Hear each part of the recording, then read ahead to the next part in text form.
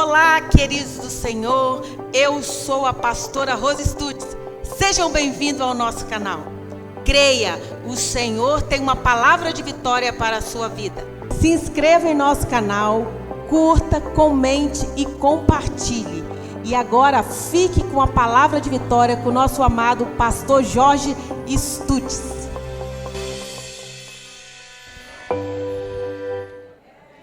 Salmo 137.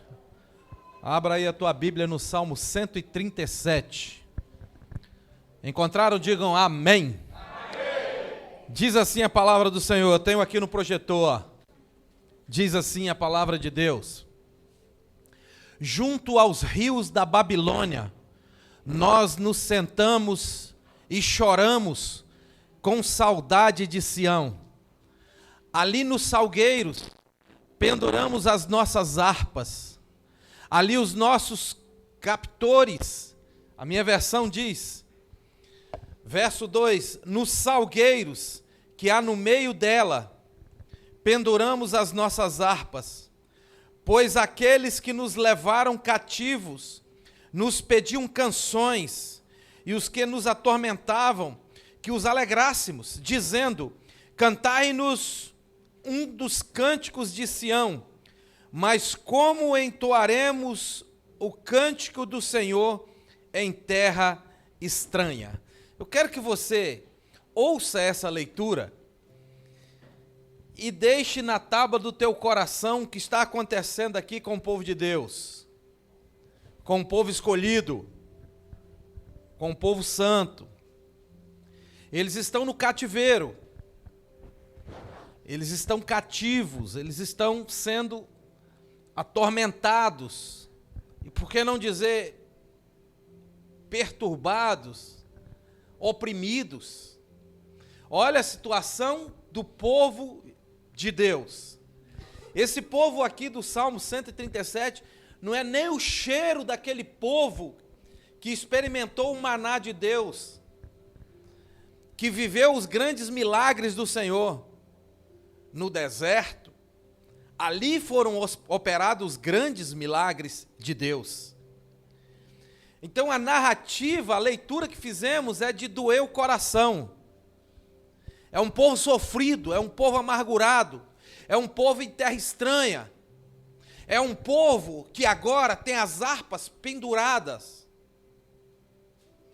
Então a leitura diz assim, junto aos rios da Babilônia, nós assentamos e choramos. Olha o estado de alguém que está longe de Deus, de alguém que está longe da promessa.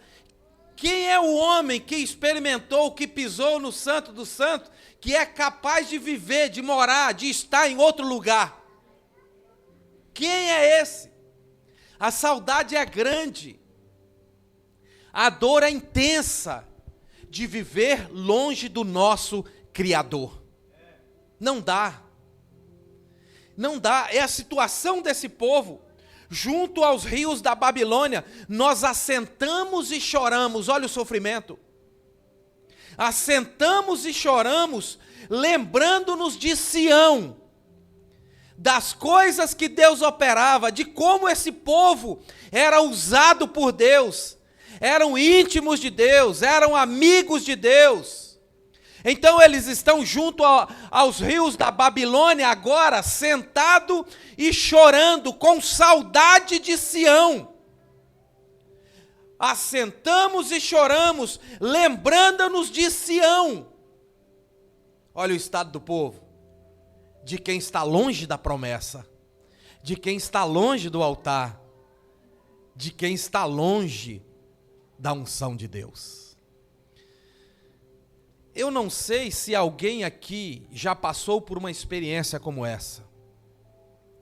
De um período da tua vida, você está distante de Deus. A dor é grande. O sofrimento é intenso. Por isso é que esse povo senta e chora. Esse povo senta e chora. Junto aos rios da Babilônia, sentamos e choramos, lembrando de Sião.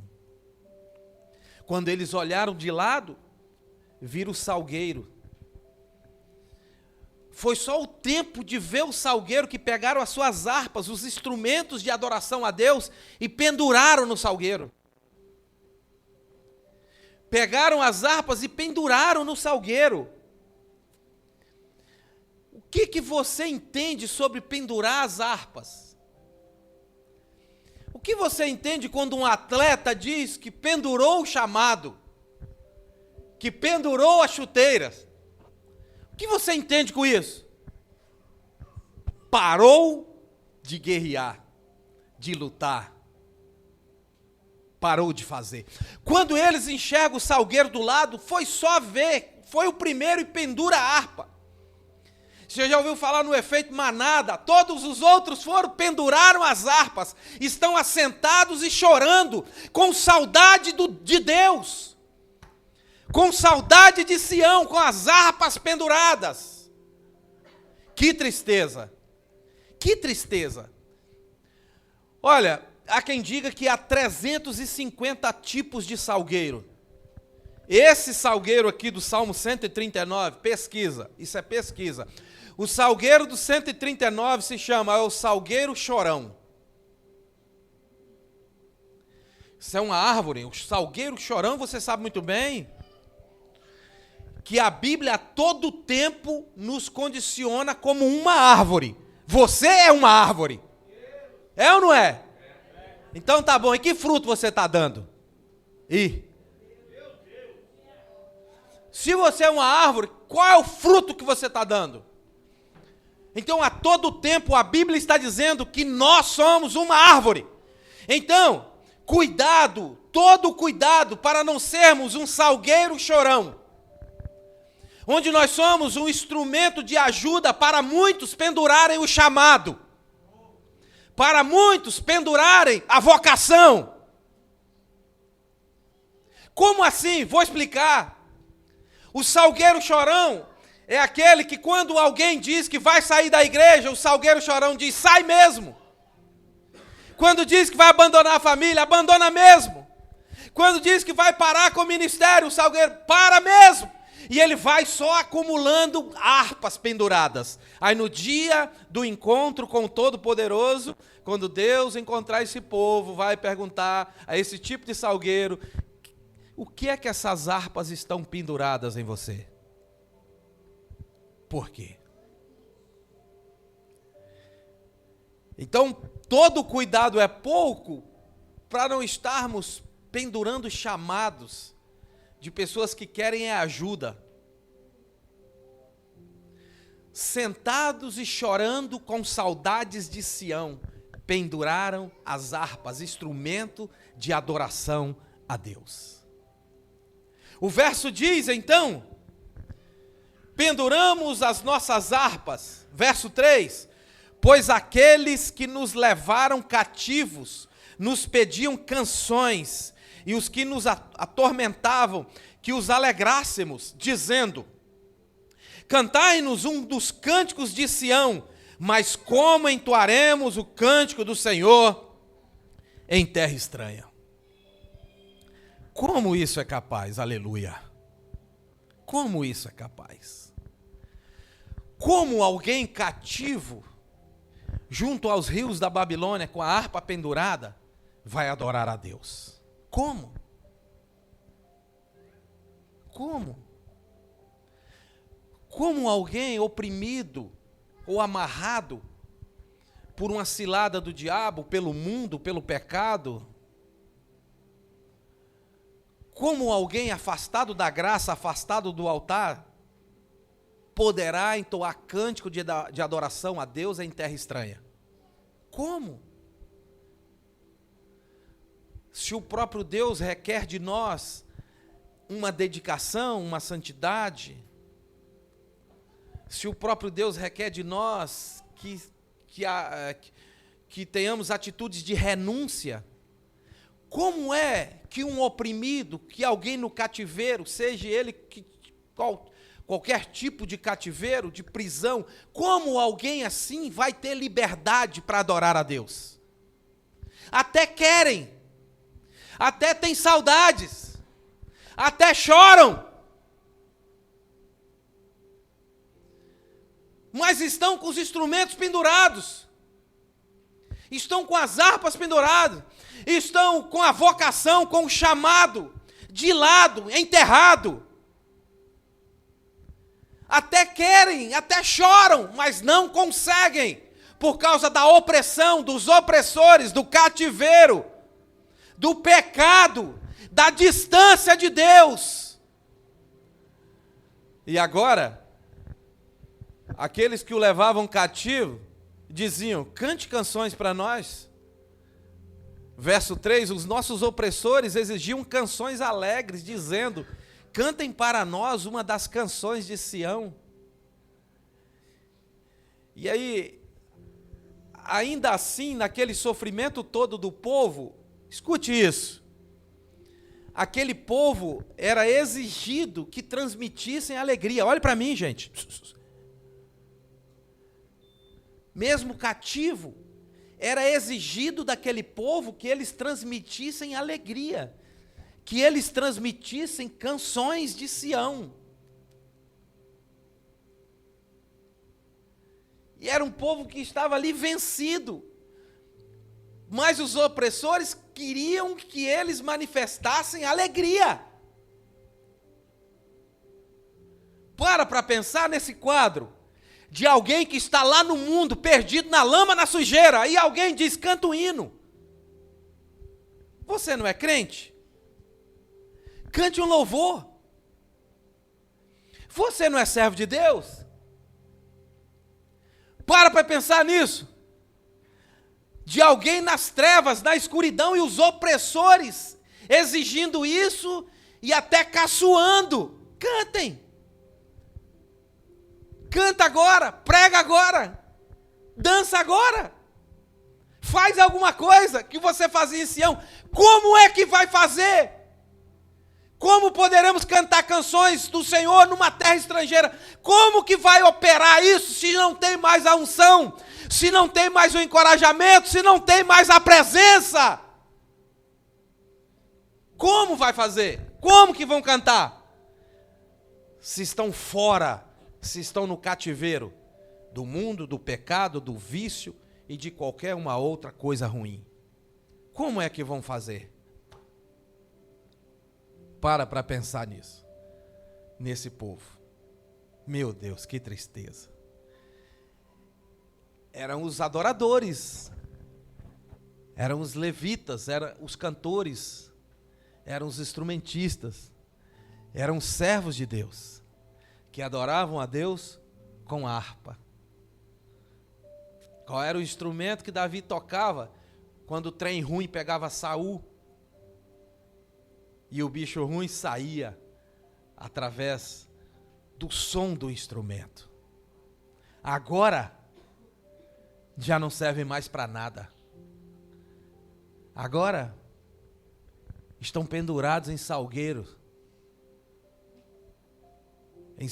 chorão. Aí você olha para o Salmo 137, verso 1, 2, 3 e 4, e traz essa palavra para você. Para você aí, homem de Deus, mulher de Deus. E eu creio nisso. Que você é um guerreiro de Deus, uma mulher de Deus. Eu creio nisso. Que a sua morada eterna está reservada por Deus. Mas enquanto isso, vença os seus cativeiros. Enquanto isso, não pendure as suas harpas. Enquanto isso, continuem. Continuem. Porque o que te chamou garante. Eu ouvi um homem dizer o seguinte, o filhinho dele pequenininho foi jogar bolinha de gude com os marmanjos. E agora, os marmanjos ganharam todas as bolinhas de gude dele, da criança. A criança foi para casa chorando, falou para o pai não aceitou, peraí que eu vou lá pegar suas bolinhas de volta. O pai, servo de Deus. E foi lá falar para os grandões, devolve as bolinhas do meu filho, do menino. Não, é jogo, nós ganhamos, não vamos devolver. Então me vende umas 5 aí que eu quero ver você ganhar de mim. Você ganhou do menino, eu quero ver você ganhar de mim. Ele era bom de bolinha. E aí, Ângela, ele pegou as bolinhas e começou a jogar e ganhou todas as bolinhas dos grandões. E aí ele disse assim: ganhar do menino é fácil, quero ver ganhar do pai. Ganhar do menino é fácil, quero ver ganhar do pai. Quero ver ganhar do pai. Entende? Então você pode perder até uma guerra, uma luta, mas o pai não perde. O pai não perde. A todo tempo o pai está de olho nesse povo. A todo tempo o pai está de olho nele. A todo tempo. Pega essa palavra e transfere ela para o seu coração. Pode ser que você seja um desse. Que a sua harpa, que a sua vocação, que o seu chamado está pendurado em algum canto aí da vida. E os opressores zombando da tua cara. Dizendo: você não é da igreja? Você não é crente? Você não cantava? Você não pregava? Você não fazia? Você não orava? Faz agora! Faz agora, pode ser o seu caso. Eu quero ver você fazer agora. Eles respondiam: como nós vamos fazer isso em terra distante, em terra estrangeira? Como é que nós vamos fazer isso longe da unção, longe do altar, longe de Deus, longe de uma vida santa? Mas se tomarmos a decisão de recomeçar, de retomar a nossa vida com Deus, de alinhar a nossa história com Deus, Deus devolve tudo novamente de forma dobrada, de forma poderosa, de forma maravilhosa. Eles podem até zombar, mas numa hora todo cativeiro tem fim. O que não dá para ficar é assim, ó, desse jeito. O que não dá para ficar é assim, chorando por aí com saudade daquilo que Deus operava na tua vida, lá do primeiro amor, do tempo que você era feliz e não sabia. Eu encontrei um varão hoje que nós caminhamos juntos há uns 20 anos atrás. E ele disse para mim: ô, tempo gostoso. E ele completou: éramos felizes e não sabíamos. Entendeu? Então tá aí, lembrando do que Deus operava. Qual é a cabeça de alguém que viveu no altar e agora está numa situação como essa? Não tem uma outra atitude a não ser choro, a não ser saudade, a não ser abandonar tudo, como eles fizeram. Penduraram as harpas no salgueiro. Que tristeza. De longe sentado, chorando e olhando para a harpa. Como eu era bom nisso. Como Deus me usava nisso. Como o Senhor tinha misericórdia de mim. Como eu era bênção. E agora são oprimidos. Aí para você ver como a nossa caminhada é frágil. Não se engane, não se ilude, não se irrite. Como é frágil a nossa caminhada cristã. É frágil. Ó, um descuido. Assim está na Bíblia com vários homens, vários patriarcas e vários reis. Homens que fizeram o que era reto aos olhos do Senhor, mas um descuido, um momento, um segundo, um piscar de olho. Como as coisas vão, mas vão mesmo. Para construir é luta, para derrubar, para acabar é rápido. É fração de minutos. O que você luta para construir em anos, se acaba em minutos. Então esses homens pensavam assim, sentados, chorando e olhando para as harpas. Como era bom, como era gostoso, como o amor estava no meio de nós, como era maravilhoso estar longe dos opressores, dos demônios, das trevas, dos inimigos. Como era bom na congregação dos justos, na congregação dos santos, tocar a harpa para o Senhor, sentir a presença de Deus, sentir a unção de Deus, sentir o calor de Deus, o amor tomando conta, a fumaça, a Shekinah, a graça. Como isso era gostoso, mas o tempo tinha passado. Agora eles estão junto ao rio da Babilônia, sentados e chorando e lembrando. É frágil o nosso ministério, tão frágil como a nossa vida. Cheia de obstáculos. Ministério cheio de obstáculos. Cheio de passagens de pessoas interessantes, de pessoas que você amou e foi amado, e que de um dia para o outro essas pessoas desaparecem e vêm novas pessoas. E o ciclo vai mudando, o ciclo vai mudando, o ciclo vai mudando. Igreja é um relacionamento. Pode ter convicção, igreja é um relacionamento. Ovelha, pastor. Discípulo, pastora. Que juram seu amor. Que dizem que são capazes de fazer o que preciso for para estar ali consolidado e conduzindo a arca. Mas os pensamentos mudam de dia para noite. E o relacionamento se desgasta e o amor acaba. E aí vem outros, e o ciclo vai mudando. E uma coisa que é necessária é perseverar sempre. Ainda que muitos do teu lado que você amava e que eles diziam amor por você foram embora. Ainda que isso tenha acontecido contigo, o segredo é perseverar sempre, sempre, sempre, sempre. O estado aqui é um estado de dor, porque esse é um povo eleito. E nós não podemos aceitar um povo eleito viver assim, dessa maneira. E eu estou falando para um povo eleito, eu não posso aceitar alguém eleito como você ter uma vida dessa maneira. Uma vida de fracasso, uma vida de derrota, uma vida de miséria, uma vida de improdutividade. Não dá para aceitar isso, porque somos a geração eleita, o povo eleito. Há promessas em sua direção. E a promessa de Deus, tais essas que não falham.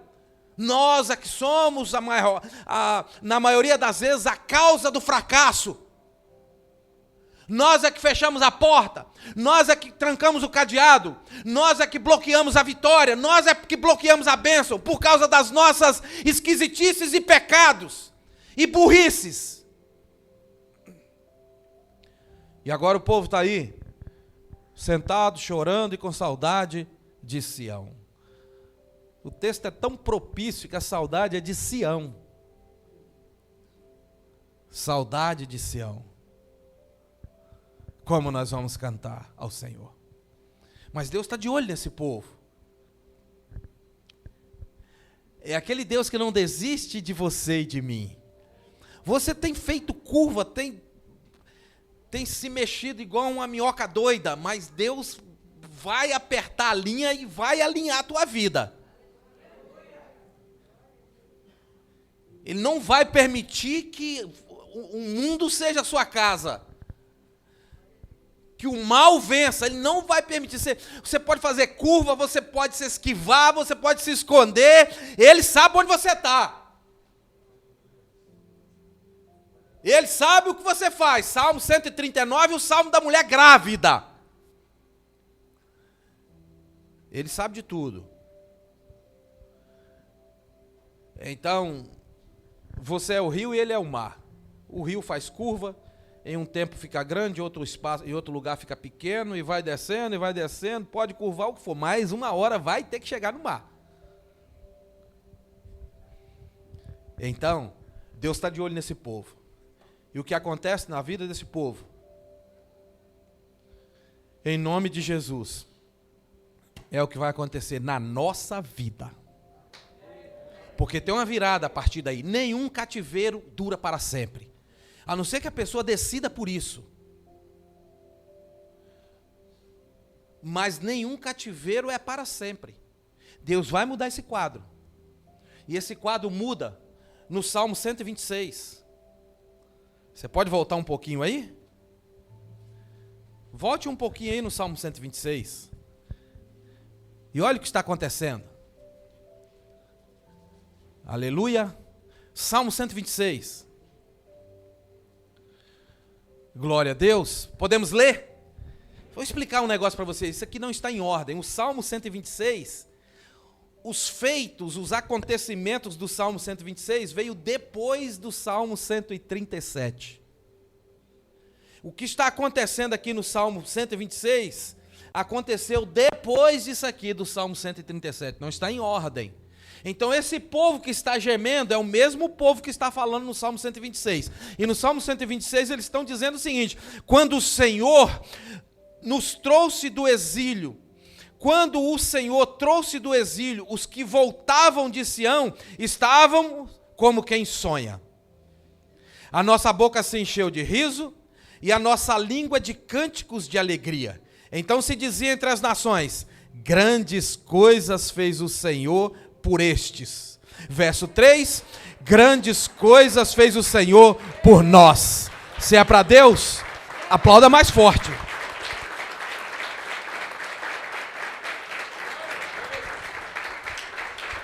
Então vamos lá, o mesmo povo, é o povo do 126, é o povo do 137. Agora Deus agiu, agora Deus operou. E Deus operou de uma maneira tão sobrenatural que eles achavam que estava sonhando.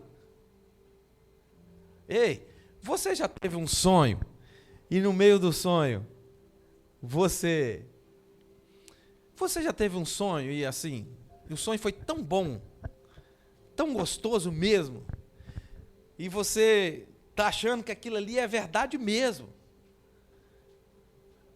e aquilo ali é verdade mesmo. O que estava acontecendo no sonho era tão bom, tão bom, tão bom, que parecia ser verdade de fato. E aí, de repente você acorda.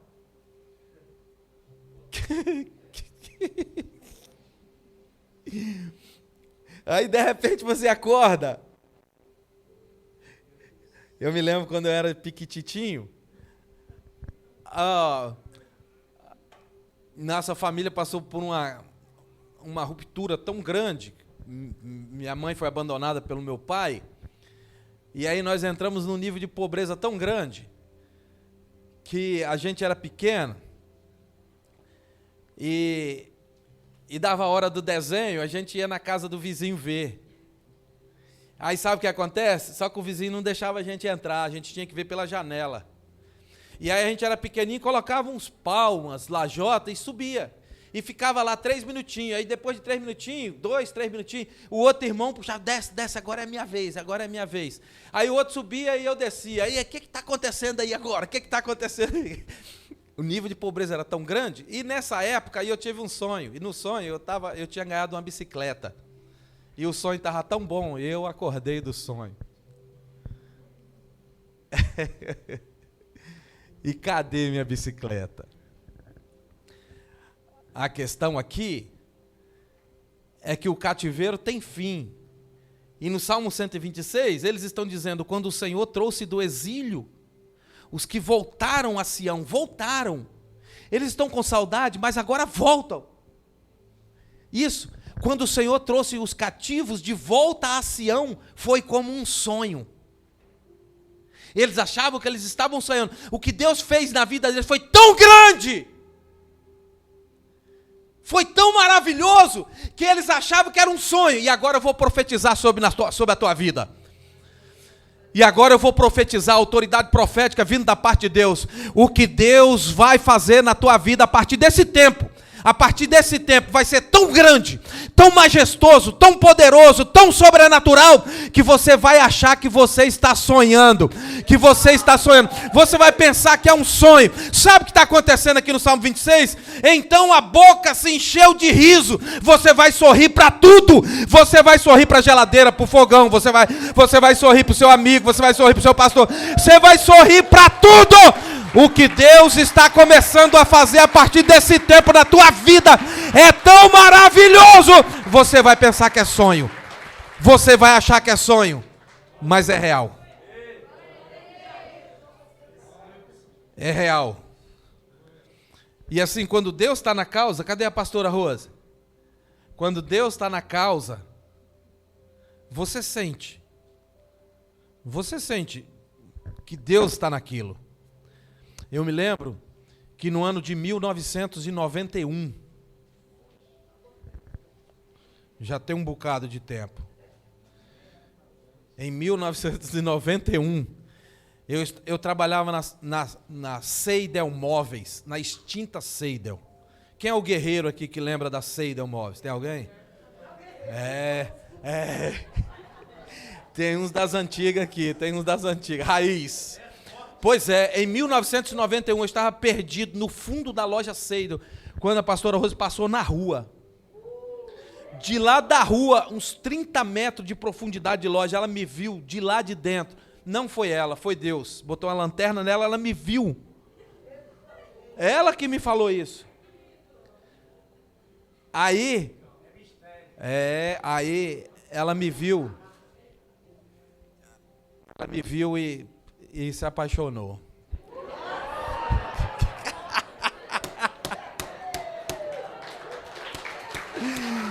Eita glória!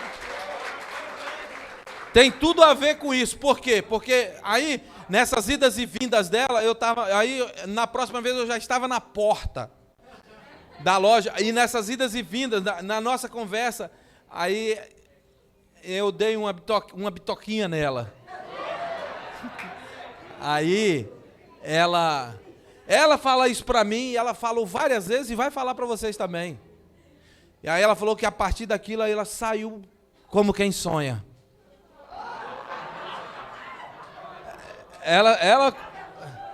Ela saiu como quem sonha. Aí ela disse que passou por uma amiga, sei lá, conhecida. Alguém falou: por que é que você está rindo? Por que é que você está rindo? E ela foi e falou: estava como quem sonha. Porque quando você sente Deus no negócio, nós não somos tolos, idiotas. A gente sabe quando é Deus, a gente sabe quando é o diabo também. Sabe, porque a sua conexão espiritual está com Deus. Então Ele te dá discernimento para saber quando é Deus, quando é diabo e quando é sua carne. Então agora o povo, que já não estão mais em cativeiro, porque a misericórdia de Deus se estende de geração em geração, e ela te alcança lá no seu quadrado, lá no seu mundo rebelde, lá no seu mundo teimoso, a mensagem de Deus, a presença de Deus, a glória e a misericórdia te alcança e te resgata com mão forte, aquela mão forte e poderosa que te tirou do Egito, que te tirou das garras de Faraó, do diabo, aquela mão forte que te tirou da escravidão e te transportou para o reino da luz. Essa mão ainda trabalha, essa mão ainda atua, essa mão ainda opera, essa mão ainda está em atividade e não vai parar. E não vai parar. Pois é, o cativeiro agora acaba. Eles estão no Salmo 126, que vem depois, dizendo: quando o Senhor trouxe do exílio os que voltaram a Sião, estávamos como os que sonham. Oh, aleluia, como a vida muda. Você que está sentado, chorando, com saudade, com a harpa pendurada, olha aqui. Teve jeito para o povo do Salmo 137. Tem jeito para você, para os seus sonhos, para a sua vida. Estávamos como os que sonham. A nossa boca se encheu de riso e a nossa língua de cânticos de alegria. Olha a liberdade. Aqui no Salmo 137, eles não podem cantar. Eles não podem entoar canto. Como poderemos cantar canções do Senhor numa terra estranha? Eles não podem, mas mais adiante, no Salmo 126, a nossa boca se encheu de riso e a nossa língua se encheu de cânticos de alegria. Nossa língua se encheu de cânticos de alegria. Então se dizia entre as nações: grandes coisas fez o Senhor por estes. Grandes coisas fez o Senhor por nós. Por isso, estamos cheios de alegria. E ainda diz: Restaura a nossa sorte, Senhor. Restaura a nossa sorte.